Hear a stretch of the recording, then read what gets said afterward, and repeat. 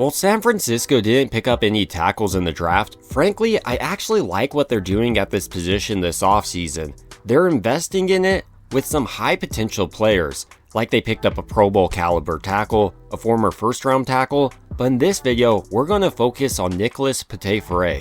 In the group so far they signed, I think he has the potential to make the biggest long-term impact on this team. He's only 25 years of age, and a lot of the things that he struggles with can be coached out of him.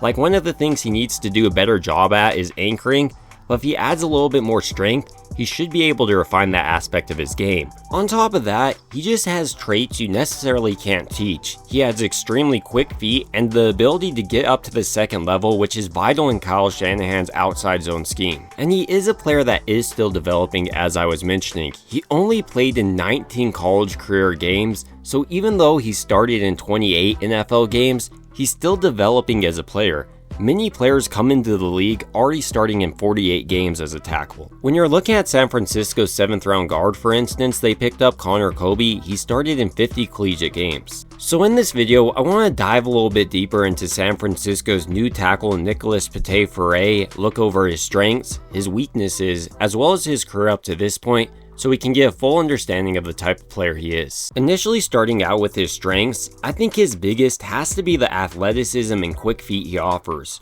He does this both in his pass protection and run blocking ability to get up to the second level. Starting out, we're going to be looking at him in pass protection. On this play specifically, he does a nice job of initially getting back to his set point, and then once he's engaging with number 11, I really want to pay attention to how his feet are staying active throughout this rep. He's sliding to match him and doesn't allow him to get by him.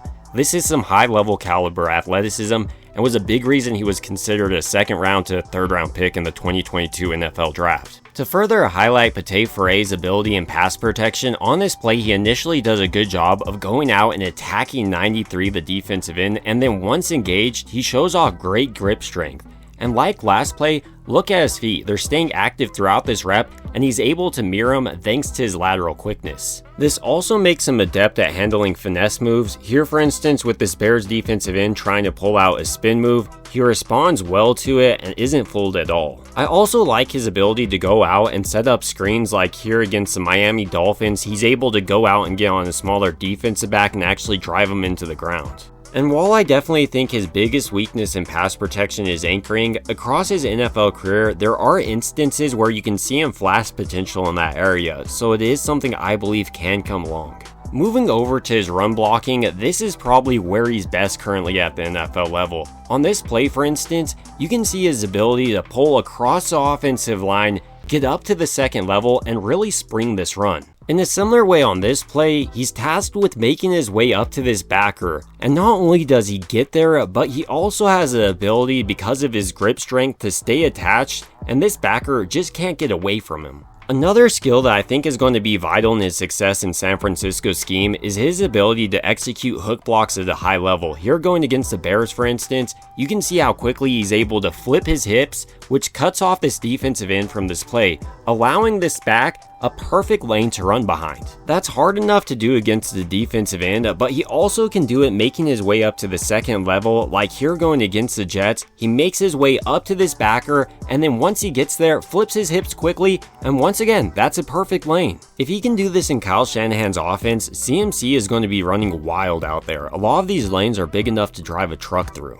And while he's not the most powerful offensive lineman, he has shown the ability to execute double teams at a high level like on this play. The final positive I want to know about him is he does have versatility playing both right tackle and left tackle, so that does increase his chances of making San Francisco's 53-man roster. With these positives being noted, he's definitely not a perfect player right now in his career because he definitely has some weaknesses to his game, with probably the biggest being his anchoring, as I've already alluded to.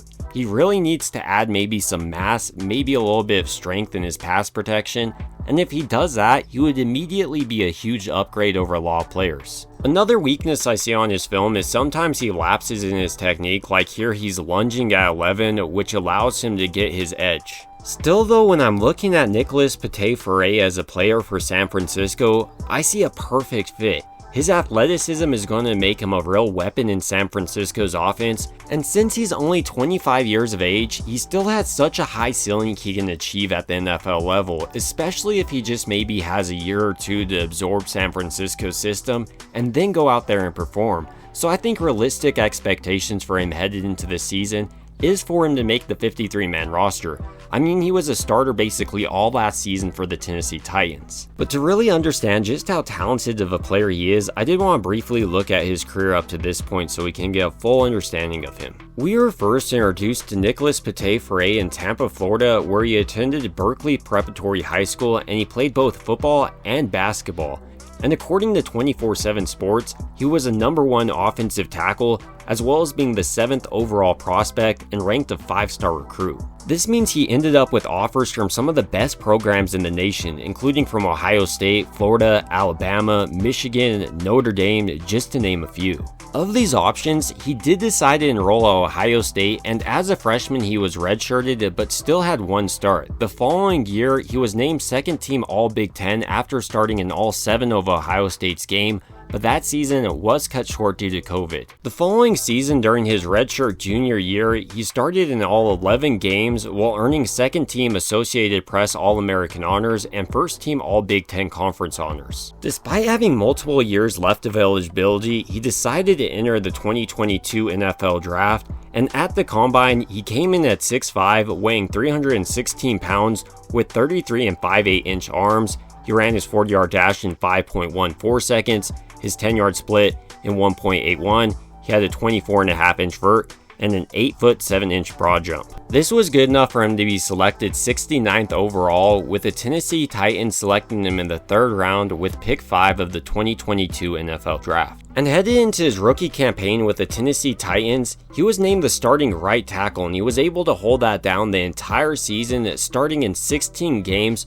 playing in 97% of the offensive snaps that year. The following year, headed into 2023, big things were expected out of him, but headed into that season, he was suspended for the first 6 games by the NFL for violating the league's gambling policy, and then when he did return in week 6, he only played in 3 games before headed to IR with a shoulder injury. So this really hampered his development. As you recall, he didn't play in that many college games, so having early season playing time was vital for his early success at the NFL level. By him missing the season, especially with the shoulder injury that really hampered him to continue to develop during that offseason, you can see how that affected him headed into 2024. Despite this injury, he was able to return to the starting lineup in 2024, starting in 10 games while appearing in 15 and playing in 65% of the offensive snaps. So in just 3 years, he was able to start in 28 games for the Tennessee Titans while seeing action in 34. So now headed to San Francisco, I'm intrigued to see how he continues to develop, especially since he's gotten a lot of those bad plays out of his system early on in his career, or at least that's the hope. So heading into the season, I do expect him to make the 53-man roster given his athleticism and how he fits Kyle Shanahan's roster, but ultimately these are just some of my thoughts on Nicholas Petit-Frere, and I'd like to hear your thoughts down below, and it would also mean a ton to me if you could like and subscribe, and as always, I hope you guys have a great rest of your day.